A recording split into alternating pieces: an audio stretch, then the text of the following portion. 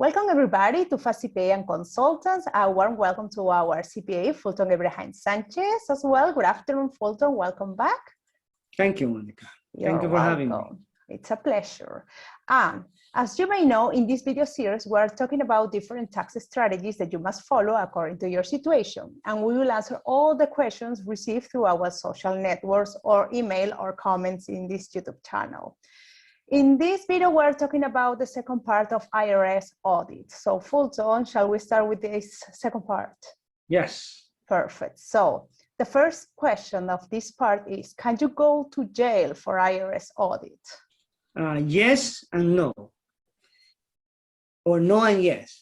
No, you cannot go to jail for an IRS debt if you owe the money for yourself. It means that if you are in an audit or the IRS sends you a letter and you can, and this is because of your individual tax return, this is because this is exclusively because you are not able to pay the taxes that are reported on your income personal tax return. And this is exclusively yours and no one else. There is no third parties involved. There is no money of anyone of that but yourself. This is only your debt. Then no, you cannot go to jail for any reason. But the IRS will collect the debt in any way or another. Anywhere or other. The IRS will, what I said before, will garnish your salary, meaning that it will force your employer to withhold 10% of your salary. The IRS will kidnap your bank account up to the amount that you owe, or the IRS will place a lien on your property. And neither of these three, the lien, the garnishment, or the kidnap of your account, will be removed unless you pay your debt. That's why it's very important, if you are not able to pay your debt with IRS, do a payment plan. It's very easy to do a payment plan. If you owe less than 25, you don't even need automatic debits. If you owe more than 25,000 up to 50, you need automatic debit, but they are not going to ask you for any financial information at all. If you owe more than 50,000, you need both. You need the financial information, and you also need to pay automatic debit. So there is all, and this is all for a payment plan. Remember, this is all for a payment plan. So never hide, never forget, or never just turn your face from the debt. Do something. Take action. If you don't want, if you have no money to hire a professional, go to a non-profit organization. They will provide you with advice.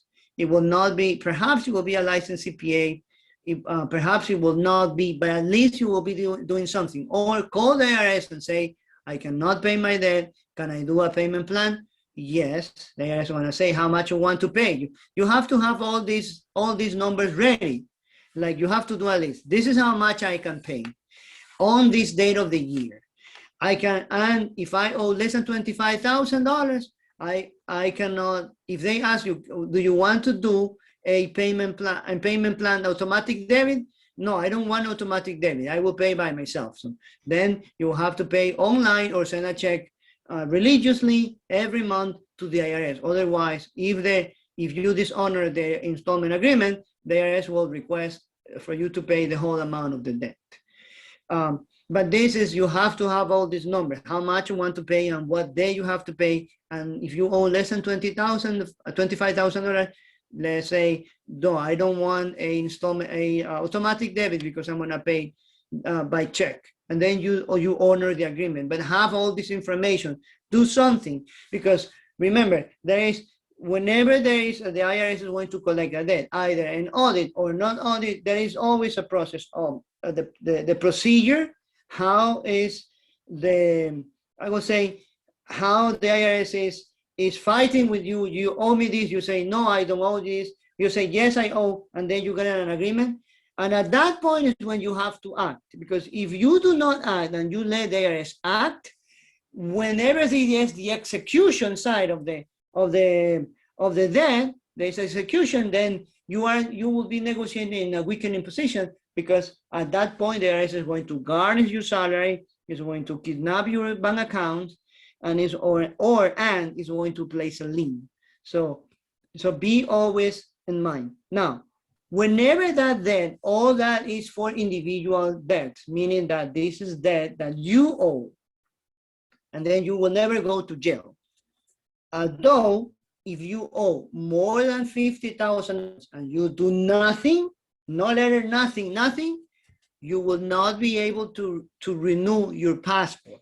The IRS is going to notify the US Department, and if you don't have a passport and you apply, you will be denied. And if you have a passport and you want to renew it, it will also be denied. So do not sit and do nothing. Do not hide your head, your face in the sand, because it's going to kick you back. Do something, take action. Do not be afraid of doing an installment agreement. Do an installment agreement. Do something. Say, I can only pay this amount because I am broke. What if you are really broke? I mean, broke in the streets. Guess what? The IRS is going to put your debt in 10-year forbearance, and you have, after 10 years, you keep being broke, it will be forgiven. Or even luckier, the IRS will say, I am broke and I cannot. You say, I am broke and I cannot pay my expenses. So the IRS will say, send me a questionnaire. You will need to do this with a professional. Send me a questionnaire, and I will give you and apply for a percentage of a payment of the amount that you owe.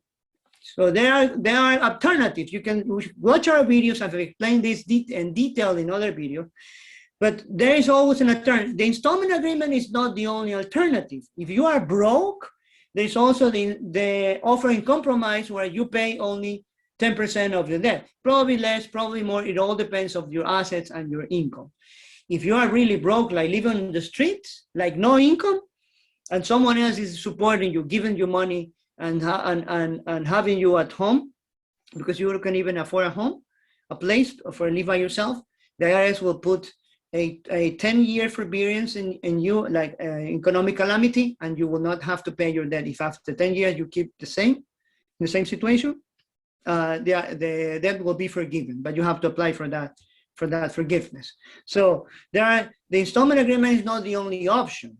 There are other options that you need to consider, but this needs the advice of a qualified CPA, a qualified attorney, and a qualified enrolled agent who are proficient, who are experienced in dealing with IRS debt. This is all for individuals, individual debts.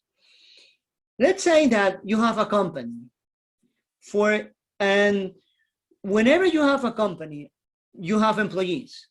And whenever you have employees, you have to pay payroll. And within payroll, you have taxes, payroll tax. And that payroll tax is supposed to be paid. It's not supposed, it must be paid to the IRS, but it's supposed to pay to the US Treasury. But we say the IRS because the IRS is the one managing the taxes. So you have to pay the taxes to the IRS, the payroll tax. But if the owner of the company doesn't do the payments that are the withholding from the payroll tax of the employees, plus the amount that the employer needs to contribute, that are 7.5%, 7.65% from the employee, 7.65% from the employer, that is Social Security and Medicare. So they combine do 15.2 of all the salaries that are paid to the employees. So 15.2 of your payroll, gross payroll amount, is supposed to be paid to the IRS. If that 15.2, that again is 7.65 withheld from the employee and 7.65% that is that the company has to pay, the addition is 15.2. If that 15.2 of the gross payroll amount is not given to the IRS in a monthly base, and you keep doing that for the years, that is a felony because that's a crime because you are withholding money from somebody else. And this happens many times for companies.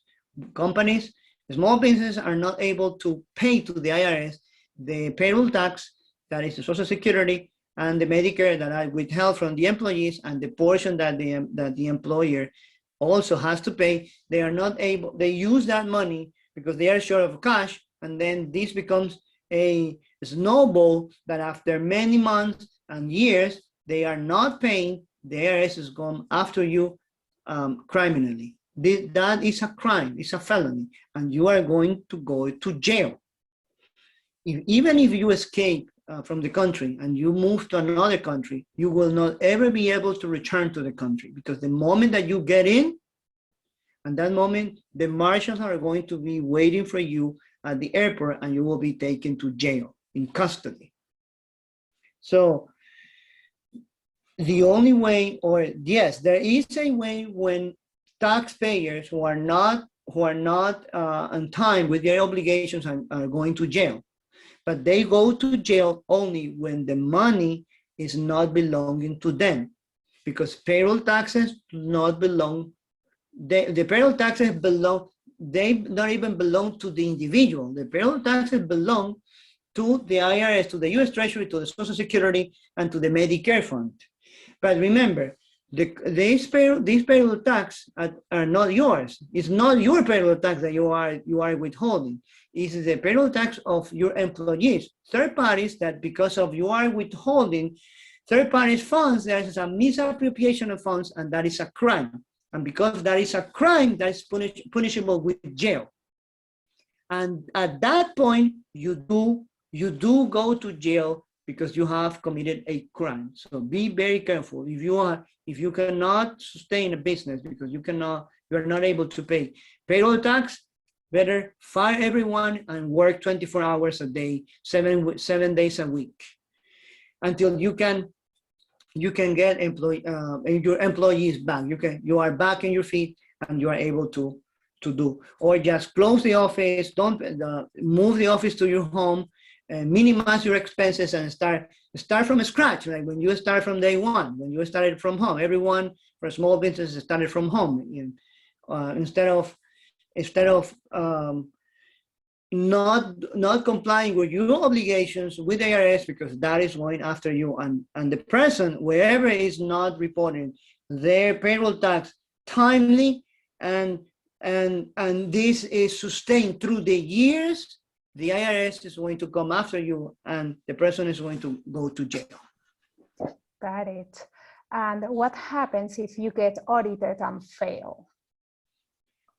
If you audit, as I say, this is the example that I said before. There is a case, for example, you have a tax return, you report as an individual and you have a business. And the business is claiming expenses, but you don't have the invoices for the expenses. So if you don't have the invoices for the expenses, you cannot prove your deductions. And because you cannot prove your deductions, you are not able to claim the deductions. And then now the profits of the income are larger than before. You have more profit now because you have less expense. Because you have more profit now, you have more income, and your taxes are going to be larger. Because you were not able to prove the expenses, the IRS disallowed the expenses. At that moment, you fail. Because you failed to prove the expenses that you were claiming in your tax return, in the company tax return, or even if this is individual tax return.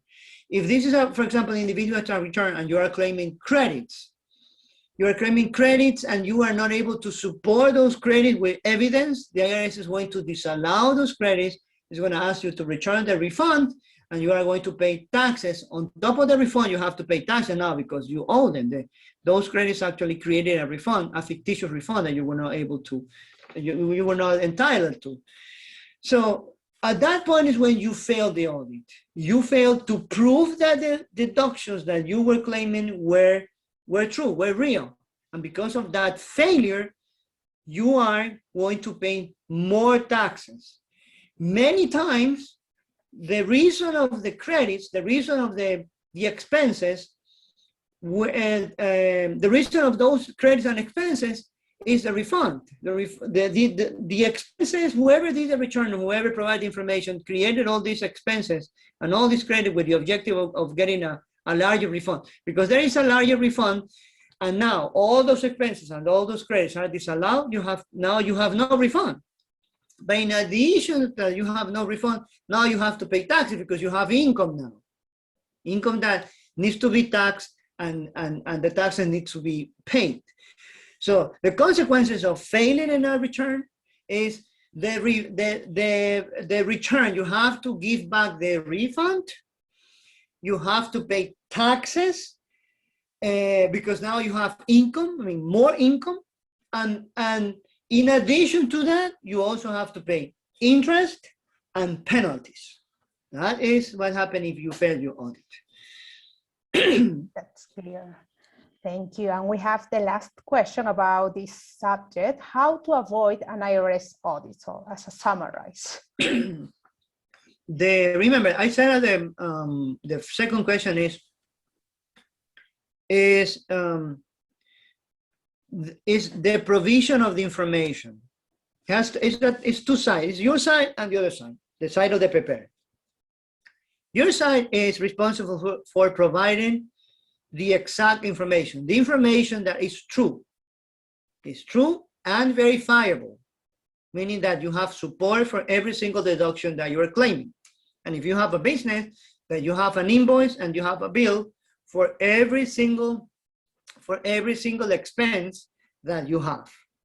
And for income, you have the records in your bank statements and your merchant accounts. When if you have a restaurant, if you have a business that sells retail, you have the proof for the merchant accounts of all the money that you have received. That's the ultimate proof. Third-party statements. So third-party statements are good for income because no one is going to inflate your income. No one is going to inflate their income to pay more taxes. No one is going to do that. Although we have had requests from people who want to buy properties, for example. They went and say, no, they say they make, for example, 100. No, tell the IRS that I make 150, so I can qualify for this house. Let's say, yeah, but you're going to pay an X amount of taxes. Well, we always say, go home, pray, and let us know tomorrow. We never support that because we know that it's going to be a problem in the short term because the client cannot afford the house. Worse, will be able to afford the tax debt. So next day, client usually calls and say, "You were right. No, I don't want to do that. Just do my taxes." First of all, we are not gonna do it because remember, we're not gonna over-report. That will be even though the client asked that will not be ethical, and we will be making or creating a problem for the client, even if the client tells. At the end, the client decides, no, we don't want to do that, or I don't want to do that. Let's just report as it is, and that is our intention. But whenever there is proof, whenever there is proof for your income and for your expenses, you're safe. Meaning that every single amount that you claim as a credit in your tax return, this is, for example, if you have low income and you claim the earning income credit, this is a credit for people who work, and it's approximately $3,500 per kid, meaning that your kids need to live with you, and you have to provide for at least 6 months of support, and they need to live with you. They need to live with you in the same property, and you need to support them. If you're claiming student credits, you need to have proof that you are in the university or at the college, and the college will give you a form, and the college will give that information to the IRS. That's why it is a matching. So you report that you are in the university or the college and you spend this amount of taxes and you claim that credit. Guess what? The university has given that information to the IRS. So whenever you send that information, it's not real, it's false, there is going to reject your there is not going to reject your tax return. You are going to receive a letter from the IRS. Say that you have deductions or you have given money to charity. It is not enough that you have the check. You have to have a letter of proof that the charity has received your funds and the amount. Let's say that you have medical expenses. You have to have the actual bill, not even the statements that you pay to X and Y doctor, the actual bill. If you are claiming expenses because you have a business, individual business, you work by yourself, and you are claiming expenses, and you are saying that your activity created losses. First of all, the IRS is not going to believe you because no one works to make losses. No one works for a loss. Everyone works to make money, to have income, and to have a surplus. We know, we've seen returns where taxpayers, they report a loss even though they are self-employed. The IRS is going to audit you for sure. That's for sure is going to audit you. So every time that you have, also typically people who are self-employed, they claim miles for the car. And they say, for example, they are realtors, or they drive, or they are marketing consultants. They say, no one's going to believe that because you are not in a transporting business. No one's going to believe that you have driven 15,000 miles. So if you are driven in reality 15,000, if you are driving 15,000 miles in reality, then have proof. Make a journal, the name of the place you went to, the person who have you visited, and how many miles that took. So you have to have a journal. Also, meals and entertainment. Many people go to have breakfast, lunch, and they all put that in meals and entertainment. So at the end of the year, you have $20,000 in meals and entertainment. That's not credible because that is money that a family uses in a yearly basis. So if you are claiming all these expenses and you have no proof, the IRS for sure is going to give you a letter. That's for sure. So how you avoid an audit? It is in the making of the tax return. It's the numbers that you report, the information that you provide, and all the expenses that you are reporting and the income that you are given, that you are reporting to the IRS. If you have proof, if you have enough documentation that you can stand before any IRS officer, anyone, even the most expert in the matter, you can get, this is my income, these are my expenses, these are the summaries. You can check them. I can come back tomorrow if you want, but you can check them now at that level of confidence. And I've seen that when we deal with the IRS, officer of the IRS, they all look at you and they measure your nervousness. Whenever you don't do something right, whenever you are cheating on some place, your nervousness will betray you. Your eyes will betray you because you look that anxiety in your eyes. But if you do your numbers correctly, if you have all the support, you go with a smile and they're going to look at you. And whoever is looking at a person like that knows that the person has the assurance that the numbers are correct. They're not going to even look too much at your report. I will say, yes, it is accepted. That's the experience that we have. Because we always deal with, whenever we have that kind of cases, we always have, we always go for the solid position.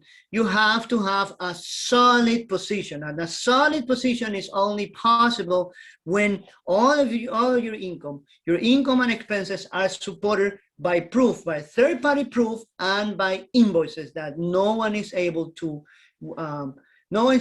put down. So that is how you avoid an audit.